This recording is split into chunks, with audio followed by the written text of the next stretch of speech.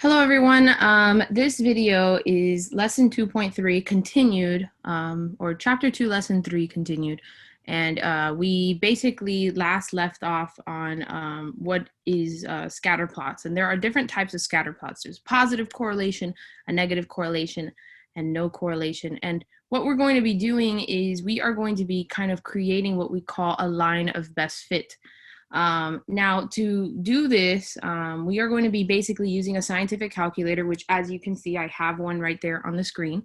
And we are basically going to create an equation, or in other words, a y equals mx plus b with the dots. Now, the dots are not going to be lined up perfectly, so it's not going to be a complete straight line, meaning we're not going to have an exact slope or an exact y-intercept. So this is an estimated line. That's why it's called a line of best fit. As you can read here, I'm going to kind of zoom in here. It says, given a positive or negative correlation, it's possible to write a prediction equation, meaning a guesstimation equation called the line of best fit. It can use to predict the value of a variable given the value of the other variable, okay? And what we're going to do now is we're going to kind of skip this first part and go straight into how do we use this graphing calculator.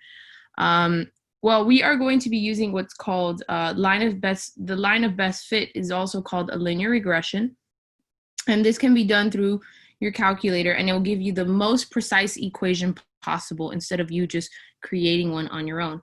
So if you take a look here on the left side of your paper, it's going to say enter your data. What that means is we are going to be filling in numbers on that we may have on a table of some sort, okay? We are then going to, after we filled in our data or our X and Y values, we're then going to create this line or this equation, of a line, all right? So for the most part, my calculator that you see right there on the screen is almost exactly like yours. I think one tiny thing is like the steps here where it says choose number 4, right? Mine might say, I believe mine says number 3, but that doesn't matter. The key thing that we're going to notice here, it's going to say linear regression or LIN, and it's going to look like mx plus b here, okay? So that's what we're going to focus on. All right, so here's how we use it, all right? We're going to first take a look at number 1 right there where it says linear regression examples. It says the table below shows the number of people and suitcases, so people's P, and suitcases is S, on 8 airplanes.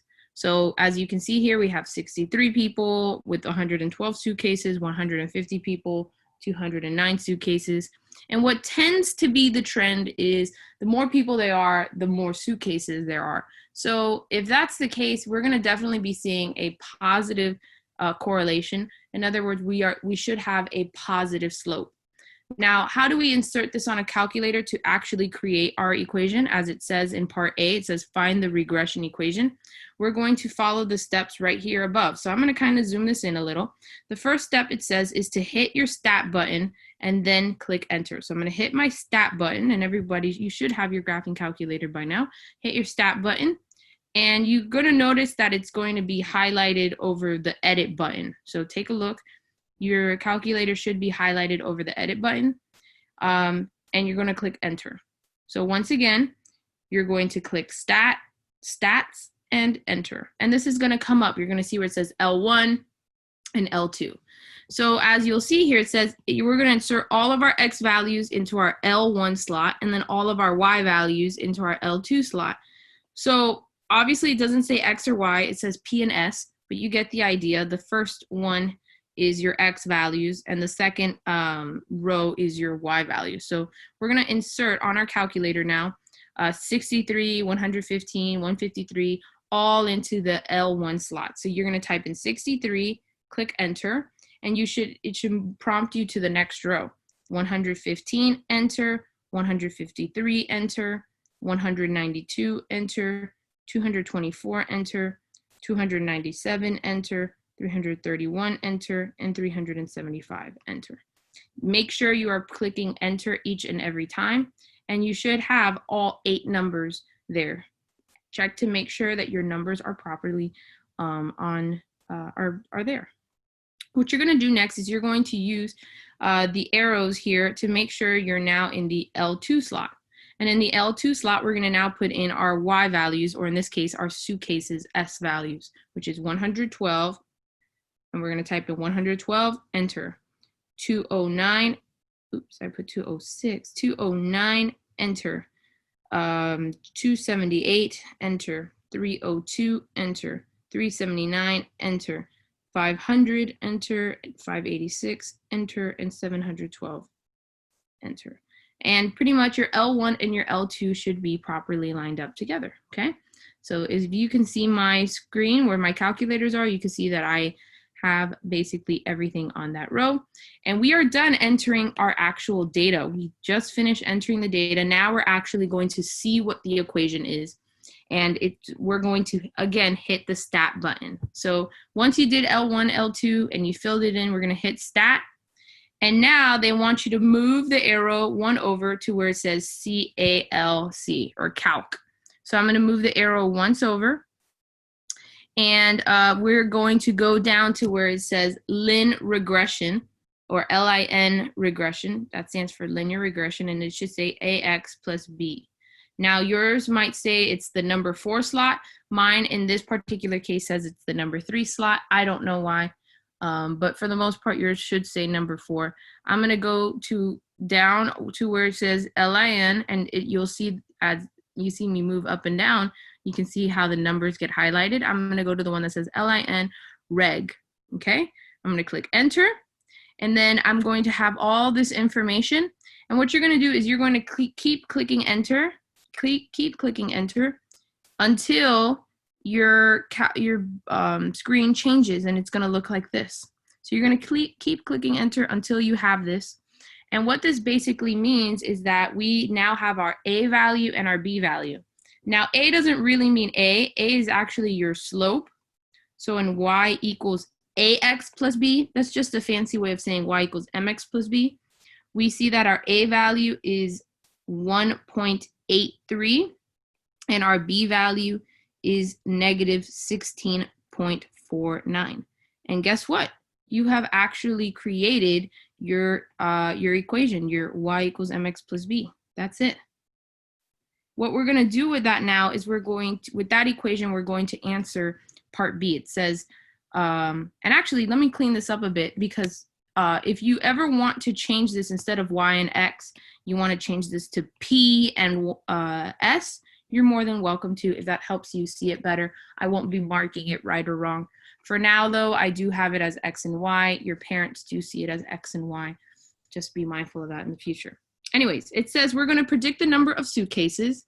So meaning we don't have our Y value if we have 500 people. So we do have our X value.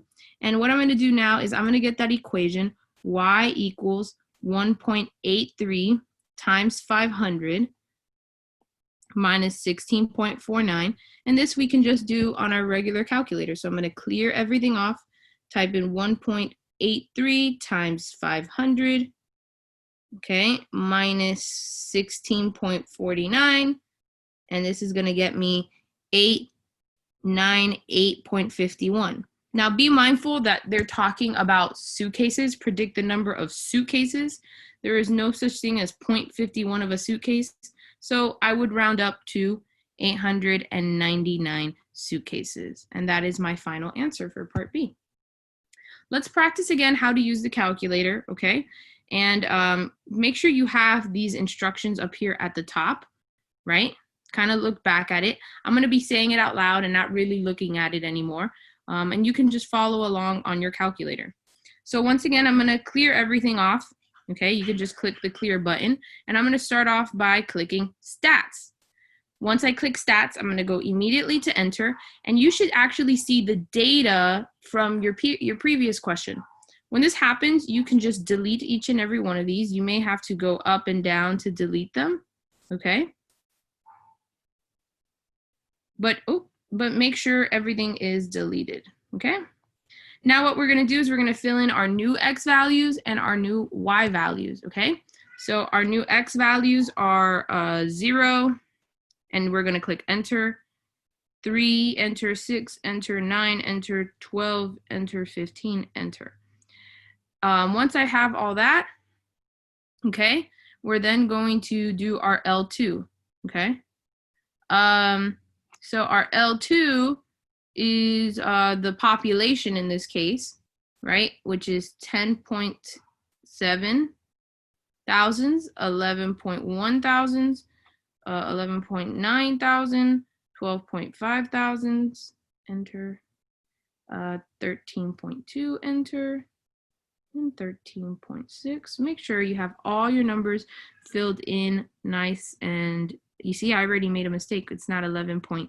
I mean 6, it's 11.9. So see, I gotta check every now and then. 11.9, enter. Now I gotta redo the other ones. 12.5, enter. 13.2, enter, and 13.6. So yeah, always check if you typed it in correctly. And what we're going to do now is we are going to now create our equation. So once again, you're going to hit stats. Make sure you go under calc and go to where it says linear regression. We're going to continue. We're going to just keep pressing enter, enter, enter. And you can now see your A and your B values. So for number 2, instead of y equals ax plus b, I have y equals 0.20 x plus 10.6. I'm going to round this up, 4. All right. Now that I have that, we're going to actually answer question B, which it says predict the population in 2025. So that doesn't mean that we're going to be plugging in 2025 for X. We need to be mindful that the actual scenario that they say here is this is since the year 2000. So this 0 is for 2000, this 3 is 2003, 2006, 2009, 2012, 15 is 2015. So 2025 would mean that I'm plugging in the number 25 for years or for X. And now we can gladly solve it out. Okay, so I'm going to clear my calculator. I'm going to type in 0.20 times 25, and then I'm going to add 1064, and I get my answer of 15.64. And we got to explain what this means. They want us to predict the population. So this means that this is 15,640 people. Now, if you notice, I'm continuously kind of putting in this squiggly line here. That just means an approximation. That means it's about or close to. So you can either write the word about 15,640 people or approximately. I'm going to purposely use this.